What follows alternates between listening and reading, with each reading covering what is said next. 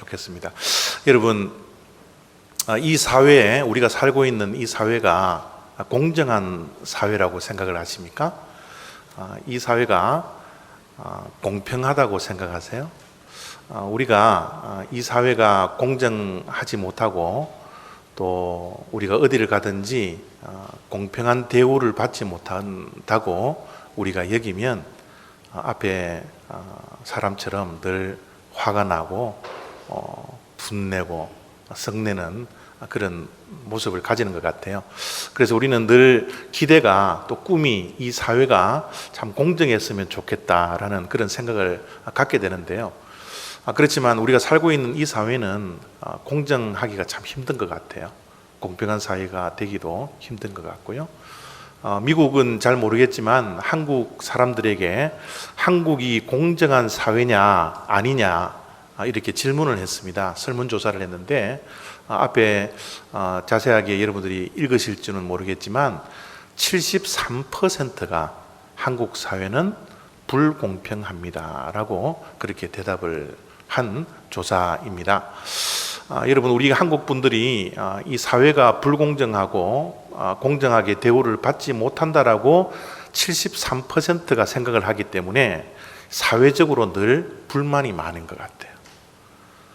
또 짜증이 많이 나고요. 그래서 참 한국 분들은 어디를 가든지 공정한 대우를 받지 못한다라고 생각하기 때문에 늘 건드리면 툭 터질 것만 같은 그런 모습으로 살아가는 것이 어떻게 보면 한국 사람들의 모습이지 않나 그렇게 생각이 듭니다. 어쨌든 우리가 공정에 대한 기대를 우리 모두가 하고 있는데 사실은 공정하지 않는 모습들이 얼마나 많은지 모르겠어요. 성경 속에서도 우리가 잘 알다시피 이 탕자 비유에서 첫째 아들이 아버지에게 항변하는 모습을 보면 그 말이 공정하지 않았기 때문에 아버지가 공평하게 첫째 아들과 둘째 아들을 대해주지 않기 때문에 화를 내면서 아버지에게 이야기하는 모습이 누가복음 15장 10절 속에 나오는 말씀입니다. 아버지의 살림을 창녀들과 함께 삼켜버린 이 아들이 그저 마음에 얼마나 분노가 있으면 자기 동생 보고 동생이라 그러지 아니하고 아버지의 아들이, 당신의 아들이 이런 표현을 쓰면서 자기의 화난 모습을 지금 드러내고 있죠. 이 아들이 돌아오매 이를 위하여 살찐 송아지를 잡으셨나이다. 아버지 왜 이렇게 불공평하게 첫째 아들과 둘째 아들을 대하십니까? 나는 아버지를 위해서 죽자 사자 다른 데 보지 아니하고 집에서 열심히 아버지를 위해서 일했는데 송아지 하나 잡아주지 않고 염소 하나 잡아주지 않았는데 아버지의 재산을 탕진하고 돌아온 저 아들에게는 어떻게 해서 아버지가 살찐 송아지를 이렇게 잡아주면서 잔치를 합니까? 아버지 왜 이렇게 공정하지 못해요? 그죠? 첫째 아들이 화를 내면서 공정하게 대우를 받지 못한 모습을 분노하면서 아버지에게 표현을 하고 있는 내용입니다. 여러분, 저 아버지는 누구를 비유하고 있을까요? 우리가 잘 알다시피 하나님을 비유하고 있습니다. 우리가 신앙생활을 할 때 하나님은 정말 공정하실까? 우리를 공평하게 대우하실까에 대한 의문이나 또 항변을 해본 적이 없으십니까? 한 번 정도는 누구나가 다 하나님은 공정하신 것에 대한 의심을 한 번이라도 해본 적이 있을 거라 그렇게 생각이 드는데 특별히 구원의 문제에 부딪히기 시작하면 때로는 우리가 하나님이 공정하시지 않는다고 마음속에 하나님의 성품에 대해서 확신을 하면서 신앙생활을 하실 때가 많이 있더라는 거죠. 어떻게 해요? 하나님은 우리를 구원해 주실 때 하나님의 절대적인 주권을 가지고 선택한 자들을 하나님께서 구원해 주시고 선택하지 아니하시는 사람들은 구원하시지 않는다라고 우리는 교회에 와서 배웁니다. 그러면 하나님은 정말 공정하시다면 모든 자들을 구원에 선택을 해 주셔야 됨에도 불구하고 하나님은 불공평하게 공정하지 아니하게 누구는 선택해 주고 누구는 선택해 주지 않. 하나님 어떻게 그렇게 공정하시지 않습니까? 라고 반문을 할 때가 우리 신앙생활에 많이 찾아오더라는 거죠. 특별히 이 구원의 문제에 있어서 내 자녀가 속해 있고 내 부모가 속해 있고 내 형제와 자매가 속해 있다면 이것은 더 하나님의 공정에 대해서 의심을 하게 되더라는 것이죠. 아니, 하나님, 내 아버지는 법 없이도 살았는데 하나님이 선택만 해주셨다면 얼마든지 구원받을 사람인데 교회에 와보니까 하나님께서 선택해 주시지 아니하면 구원받지 못한다고 하니 내 아버지, 내 어머니가 어떻게 저렇게 착하게 살았는데 지옥에 갈 수밖에 없는 인생이 되고 말았습니까? 하나님 왜 그렇게 불공평하세요? 왜 그렇게 공정하세요? 이 사회의 불공정 때문에도 화가 나고 짜증이 나 죽겠는데 내가 믿는 하나님까지도 어떻게 이렇게 불공정하게 구원의 일을 그렇게 하신단 말입니까? 이런 질문은 오늘날 살아가고 있는 우리만 하는 것이 아니라 구약시대에도 신약시대에도 참 많은 항변이 있었던 것 같아요. 그래서 이런 항변이 있을 때 성경은 두말하지 말라고 토기장의 비유를 우리들에게 딱 보여주십니다. 구약 사람들에게는 예레미야 선지자를 통해서 토기장의 비유를 말씀해 주셨고요, 신약에 있어서는 사도 바울을 통하여서 토기장의 비유를 이렇게 말씀을 하고 있습니다. 21절을 보면요, 토기장이가 진흙 한 덩이로 하나는 귀히 쓸 그릇을 하나는 천이 쓸 그릇을 만들 권한이 없느냐. 여러분, 토기장이가 진흙을 빚어서 그릇을 만들어내는데요, 여러분, 이 온도를 어떻게 높이느냐에 따라서 그 그릇이 토기가 될 때도 있고요, 도기가 될 때도 있고 자기가 될 때가 있습니다. 물론 자기라는 것은 가장 귀하게 쓰임 받는 거죠. 뭐 고려청자, 이조자기 뭐 이런 것들은 아주 귀히 쓰는 물건이에요. 여러분, 토기장이가 온도불을 높일까 말까 진흙에게 물어보고 온도를 높여요? 토기장이 마음대로지 않습니까? 자기의 뜻대로, 자기의 생각대로, 자기의 마음대로 토기장이는 토기를 만들고 도기도 만들고 자기도 만들어내는 것이에요.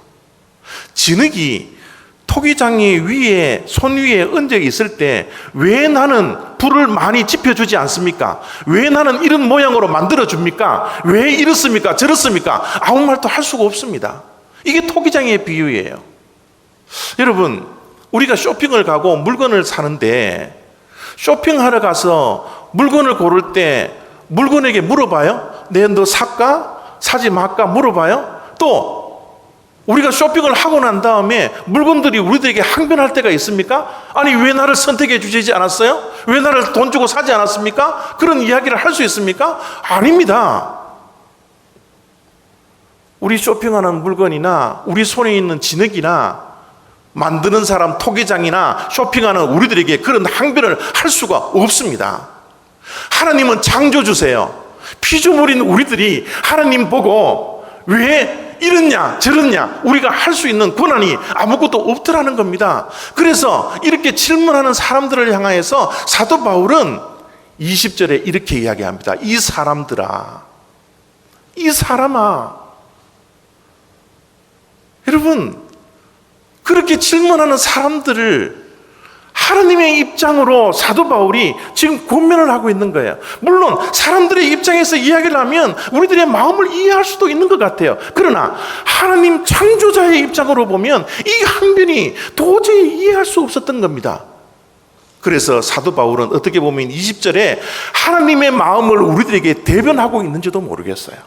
20절을 읽어보면요, 이 사람아, 내가 누구이기에 감히 하나님께 반문하느냐? 지음을 받은 물건이 지은 자에게 어찌 나를 이같이 만들었느냐 말할 수 있겠느냐?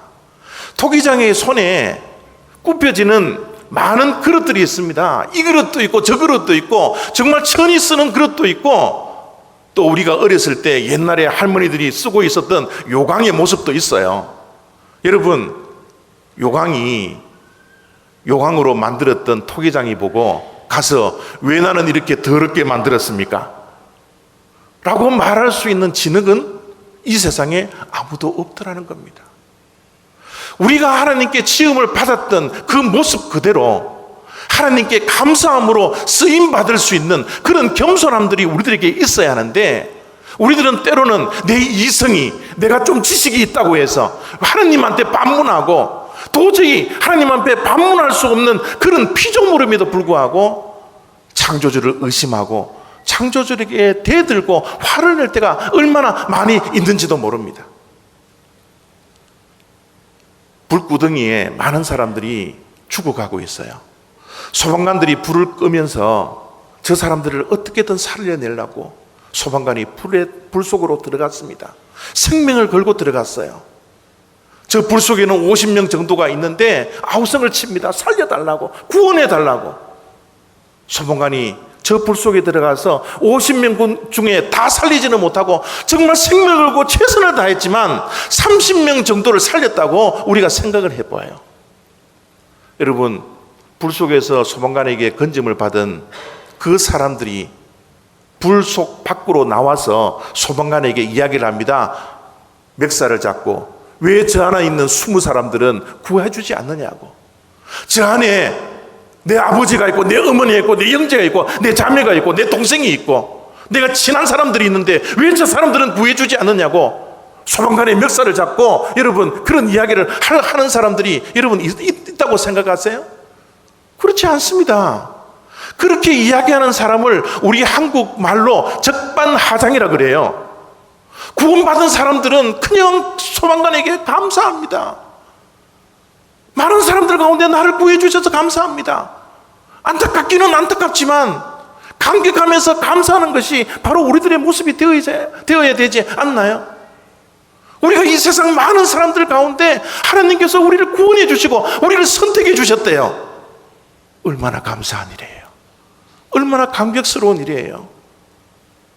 정말 우리는 구원받지 못한 사람들을 향하여서 한 번도 항변함 없이 우리의 마음속에는 섭섭함이 있지만 그럼에도 불구하고 우리가 날마다 구원에 대해서 감격하고 감사하고 하나님의 은혜에 대해서 날마다 눈물을 흘려야 되는 것이 우리의 모습이지 않습니까?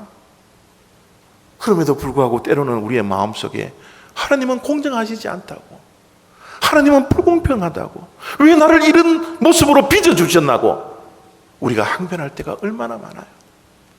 토기장의 비유를 듣고도 여전히 내 마음속은 찝찝해요. 여러분도 토기장이 비유를 들으면서 아니 그러면 우리를 그러면 로봇으로 만들어 놓냐는 거예요. 하나님께서 이 길도 저 길도 다 정해놓고 선택해 주시고 모든 것들을 예정해 놓으셨다면 우리 모두가 숙명적으로 아무것도 하지 못한 채 로봇처럼 하루하루를 살아갈 수밖에 없는 거라는, 이런 항변을 하시는 분들 혹시 계시지 않습니까? 우리가 로봇이에요? 하나님께서 우리를 로봇으로 만들어 놓으셔 우리의 모든 인생의 발걸음을 다 정해 놓으셨습니까? 우리의 운명까지 다 정해 놓으셨습니까? 여러분, 기독교는 숙명론을 가르치지 않습니다. 모든 것들이 결정되었다라는 결정론도 우리 기독교에서는 가르치지 않습니다. 우리는 가르치는 것이 예정론이에요. 여러분, 예정론을 착각하지 마십시오. 예정론을 바르게 하시고 정확하게 하셔야 됩니다. 이 예정론을 정확하게 이야기하는 구절이 사도 바울이 토기장의 이야기를 끝나는 그 즈음에 22절에 이렇게 말씀을 하고 있습니다. 만일 하나님이 멸하기로 준비된 진노의 그릇을 오래 참으심으로 관용하시고, 여러분, 저 말씀 22절 말씀 속에 제일 중요한 단어는 만일이라는 단어예요. 여러분, 이 만일이라는 이 단어의 뉘앙스를 여러분들이 파악하셔야 합니다. 만일 하나님께서 멸하기로 준비된 진노의 그릇을 만들어 놓았더라면 원래는 뭐예요? 만들어 놓지 않았기 때문에 그런 가정법을 써놓는 거예요. 여러분, 하나님은 처음부터 진노의 그릇을 만들어 놓지 않으십니다. 그렇게 결정을 해놓고 그렇게 숙명적으로 우리를 다스리지 않으세요. 여러분, 우리가 믿음을 가질 때 하나님에 대한 성품을 분명히 아셔야 됩니다. 만약 하나님의 성품에 1%라도 악이 있다면 하나님은 진노의 그릇을 어떻게 보면 결정하고 선택하고 만들어 놓으실 수도 있겠지만 하나님의 성품 가운데 1%도 악이 존재하지 않습니다. 하나님은 100% 선이십니다. 선이시기 때문에 하나님은 우리들을 향하여서 지옥에 들어갈 사람들을 결정해 놓지 않더라는 거예요. 여러분, 오스왈드 챔버스라는 분이 이런 이야기를 했습니다. 믿음에 대한 정의를 이렇게 내렸는데, 여러분 글씨가 보이세요? 글씨가 보이시는 분들은 자세히 한번 읽어보시기 바랍니다. 믿음은 제가 읽겠습니다. 믿음은 하나님의 능력이 아니라, 우리가 믿는 믿음은 하나님의 능력만을 믿는 것이 아니라 하나님의 성품에 대한 완벽한 신뢰이다. 여러분, 우리가 믿는다고 믿는 것이 하나님이 전지전능하시기 때문에 내게 내 안에 있는 자, 내게 능력 주시는 자 안에서 모든 것이 행합니다. 여러분, 이 말씀만 믿고 하나님이 선하신지 하나님의 사랑이신지 하나님의 성품에 대해서는 우리가 오해할 때가 너무너무 많이 있더라는 거죠. 진짜 믿음은요, 하나님의 능력을 분명히 믿을 수 있어야 되겠지만 하나님의 성품까지도 확실한 믿음을 가지고 흔들리지 않는 것이 우리가 가져야 할 진짜 믿음이라는 겁니다. 여러분, 하나님은 선하시기 때문에요, 우리를 악하게 만드시지 않습니다. 하나님은 사랑이시기 때문에 우리에게 진노의 그릇을 만드시지 않습니다. 그것이 하나님의 성품입니다. 우리가 그러면 어떻게 진노의 자식이 되고 진노의 그릇이 될 수밖에 없어요? 하나님께서 우리 인간들을 만들어 놓으실 때 우리에게 뭐를 주셨나요? 자유의지를 주셨기 때문에 우리가 하나님의 길을 따라갈 것인지 하나님의 길을 배반할 것인지 우리의 선택에 따라서 우리가 진노의 자식이 될 수도 있고 진노의 그릇이 될 수도 있고 축복의 그릇이 될 수도 있다는 겁니다. 만약 하나님께서 모든 것을 결정하고 숙명적으로 우리에게 모든 것들을 예정해 놓으셨다면 선악과를 따먹은 아담과 이브도 하나님의 결정에 의해서 모든 것이 숙명적으로 다가왔기 때문에 어떻게 보면 여러분 천국에 가 있어야 될 사람들이지 않습니까? 그러나 여러분, 아담과 이브가 하나님의 모든 결정한 대로 로봇처럼 따랐기 때문에 여러분 선악과를 따먹었다고 생각하세요? 천만의 말씀요. 가지고 있었던 그 자유의지를 선용하지 못하고 선악과를 따먹었습니다. 자기가 하나님과 같이 되려고 하는 그 욕심이 있었고 교만이 있었기 때문에 그는 선악과를 따먹고 말았어요. 만약 모든 것이 결정이 됐다면 우리가 잘 알고 있듯이 가룟 유다는 어떻게 될까요? 여러분, 신학계가 엉뚱한 이야기들을 많이 합니다. 그래서 책을 하나 써냈는데요, 어떤 책을 써냈나 그러면 가룟 유다 딜레마라는 책을 써냈어요. 보신 분, 읽으신 분 계시지 않습니까? 여러분, 가룟 유다의 딜레마가 있을 이유가 뭐가 있어요? 그래요, 여러분, 가룟 유다가 만약 하나님의 뜻에 순종해서 하나님이 팔라고 해서 그 뜻에 순종을 했다면 그는 구원받아 마땅한 사람입니다. 왜냐하면 하나님의 뜻에 순종했던 사람이기 때문에. 그러나 여러분, 성경은 그렇게 말씀하지 않습니다. 자기의 선택에 의해서 자기의 은 30냥이라는 그 돈에 눈이 멀었기 때문에, 물질의 육신, 물질의 유혹을 당했기 때문에, 또 자기가 원하던 메시아가 예수님이 아니라고 판단했기 때문에, 자기는 이 세상에서 예수님의 제자가 되면 떵떵거리면서 살아갈 줄 알았는데 예수님이 아무 힘없이 돌아가 버리자 실망한 나머지 예수님을 팔았던 것이 가룟 유다의 모습이지 않습니까? 누가 한 거예요? 자기의 선택입니다. 여러분, 하나님은 선하세요. 하나님의 선하시고 하나님이 성품을 가지고서, 사랑의 성품을 가지고 우리를 지으셨다라고 사도 바울은 이 토기장의 비유를 마무리를 하면서 그냥 못을 박아버립니다. 어떻게 말씀하고 있습니까? 25절에 호세아의 글에도 이르기를 내가 내 백성 아닌 자를 내 백성이라, 사랑하지 아니한 자를 사랑한 자라 부르리라. 하나님의 마음이에요. 하나님의 성품입니다. 하나님께 택하신 민족이 아니라 할지라도 하나님께서 더욱더 사랑해 주시고, 하나님께서 택하신 민족이 아니라도 하나님의 자녀로 삼아주시는 그 은혜, 우리를 기다리고 기다려 주시고 우리를 사랑해 주시고 인내해 주시는 그 성품을 가지고서 우리가 결코 히브리인이고 유대인이고 이스라엘인이 아니지만 우리를 하나님의 아들로 삼아주시고 딸로 삼아주신 그 은혜, 그 사랑과 그 성품의 인내함이 있었기 때문에 우리가 하나님께 택하신 민족이 아니었음에도 불구하고 지금 하나님의 택하신 민족으로 구원받고 지금도 하나님 앞에서 예배하며 찬송하며 간증하며 기도하며 하루하루를 살아가는 것이 우리의 모습이 되어 있지 않습니까? 얼마나 감사해요. 여러분, 예언론을 오해하지 마십시오. 예정론은요, 미래에 대한 모든 것들이 예정되어 있는 그 모습으로 걸어간다는 것이 예정론이 아닙니다.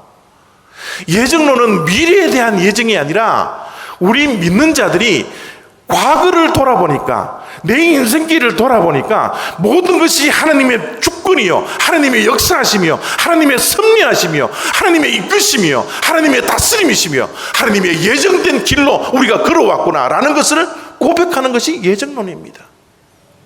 그렇기 때문에 여러분, 우리의 과거를 돌아보니까 믿는 자로서, 구원받는 자로서 우리의 옛 모습을 보니까 모든 것이 뭐예요? 하나님의 은혜인 거예요. 모든 것이 하나님의 은혜입니다. 내같이 못난 자가, 내같이 자격 없는 자가 하나님의 은혜로, 하나님의 주권으로 나를 이리 이끌고 저리 이끌고, 심지어 고난도 허락해 주시고, 지금 비록 환난과 고난과 어려움이 있지만 또 미래에 또 오늘날을 돌아보면 하나님께서 그 고난을 주신 것도 이해가 되고, 다 하나님의 은혜구나, 모든 것이 감사이구나 라고 고백하는 신앙 고백이 예정론입니다. 그래서 예정론을 믿는 자들은 늘 하나님께 감사할 수밖에 없어요. 감사하지 않을 게 없습니다. 하나님 앞에 겸손하게 설 수밖에 없어요. 오늘도 여러분, 우리가 하나님 앞에 섰을 때 나같이 못난 자, 나같이 더럽고 추한 자가 하나님의 아들 되고 하나님의 자녀가 되었다라는, 딸이 되었다라는 이 감사 속에서 겸손하게 설 수밖에 없지 않습니까? 비록 내 인생의 길이 지금은 막혀져 있다 할지라도, 내 인생이 곤란 속에, 환난 속에, 예기치 못한 환난 속에 있다 할지라도 언젠가는 하나님이 선이시기 때문에 그 하나님의 성품으로 우리를 선으로 인도해 주실 그 하나님을 바라보면서 오늘 어려운 일들, 힘든 일들, 고난 가운데, 환난 가운데서도 하나님의 은혜에 우리의 인생을 맡길 수 있고, 우리의 자녀들의 인생을 맡길 수 있고, 내 앞길을 맡길 수 있는 이 믿음이 우리들에게 있어진다는 것이 얼마나 감사한 일이에요. 여러분, 하나님의 성품을 의심하지 마십시오. 비록 현재 내가 살아가고 있는 모습이 고달프고 힘들다 할지라도 모든 것을 합하여 선을 이루어 가시는 그 선하신 하나님의 성품을 바라보면서, 하나님, 오늘도 나의 주인 되어 주시고 나의 토기장이가 되어 주셔서 나를 선하게 빚어주세요. 내가 겸손하게 주님의 손 위에 올려져 있겠습니다. 불평하지 않고 원망하지 않고 오직 하나님께 감사함으로, 하나님 나를 빚어주십시오. 사랑으로 빚어주세요. 선하심으로 빚어주십시오. 은혜로 빚어주십시오. 고백하며 주님께 감사해야 할 것이 바로 우리들의 모습이 되어야 된다는 거죠. 사랑하는 성도 여러분, 혹시 현실의 고통 때문에, 현실의 고난 때문에, 현재 닥쳐져 있는 어려움 때문에 하나님의 성품을 의심해 본 적이 없습니까? 주님 앞에 이런 부족함과 연약함도 주님 앞에 내려놓고, 하나님, 주님은 토기장이시고 나는 주님께서 빚어주시는 진흙에 불과한 사람입니다. 고백하며 감사하며 겸손하게 주님 앞에 서서 나의 나 된 것은 모든 것이 하나님의 은혜입니다. 주님 앞에 고백할 수 있는 저와 여러분의 복된 인생들 다 되시기를 부탁드립니다. 기도하겠습니다.